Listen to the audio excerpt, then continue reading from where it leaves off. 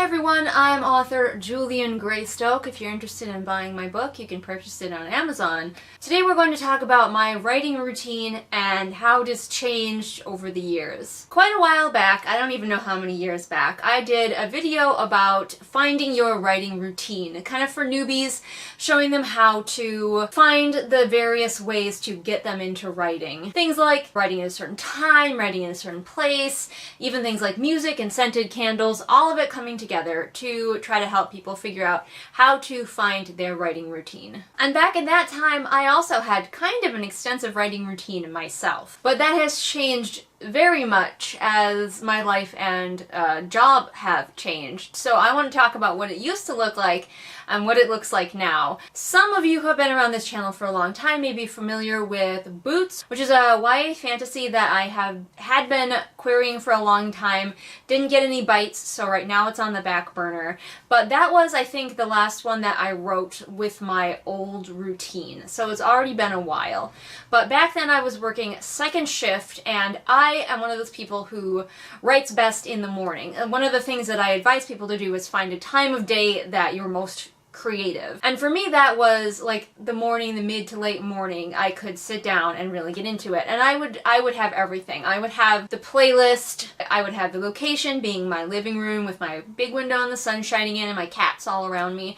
And I would even have a scented candle for each book. So for Boots, I had a pine scented candle and I would light it, and all of that together, coming together, would just push me right into writing mode. It's really helpful to have things that like you can sort of Pavlov yourself with, to be like, when I light this candle, and I only light this candle for writing, that smell makes my brain go, oh, it's writing time now, and kind of get into that groove. So lots of people have complicated writing routines. Some people go to coffee shops to write. Some people have to have complete silence. There's all kinds of different ways. But the thing is, life changes around you and you have to change with it. You have to roll with those punches. And if you are as serious about being a writer as I am, you have to find a way to write even when things aren't working out anymore. So the second shift thing, it wasn't working out because I never got to see my husband. It put us on opposite shifts, so we'd only see each other on the weekends even though we lived in the same house. And so I was able to be transferred to a first shift position, and I did that for a while. And there I began my routine of writing on my lunch breaks. At first I tried to do the whole thing where I would come home and write, but it just wasn't working. After a day of work, and I have a fairly labor-intensive job, I was just too tired to get my brain into writing mode, and it just wasn't working. So my husband and I went and we got Candy, my little writing laptop. It's small, it's compact, its brain is not big enough to do anything except hold writing. And I put it in my backpack and I take it to work. And then on my lunch break, I get to tippity-tappeting. And that works pretty well. Right now, where I am, I clean apartments for a living. So it's different from the other job I was doing when I initially started writing on my lunch break, but it's still kind of the same thing. So I went from a very complex writing routine to basically no writing routine at all. I get out my laptop, I eat my lunch really fast, and it usually leaves me about half an hour for writing. And so my location, cleaning closet. I have a little like space made for myself in my cleaning closet with my microwave and my chair and my table, and I sit on an uncomfortable folding chair and write.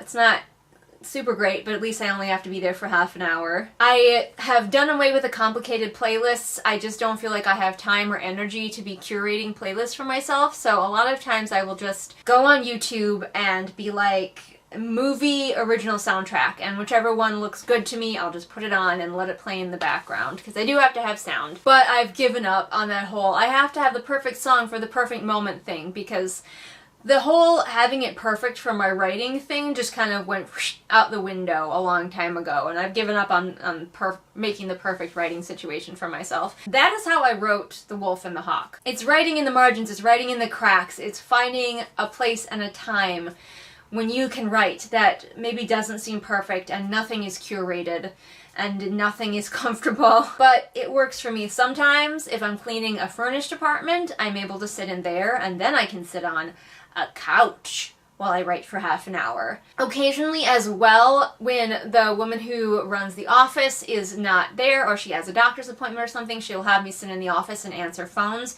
and do a little filing. And she knows I write books, and she legitimately doesn't care if I write while I'm down there. So sometimes I am able to get more writing in, again, sitting on kind of an uncomfortable chair, but whatever. So at this point, it's really interesting to see the contrast between where I was with like this ultra cultivated writing situation and where I am now with wherever and whatever I can scrap together, I will write the book. Both of them worked because, and this is going to sound weird, but ultimately I am a writer in my soul, and so I will find a way to write books.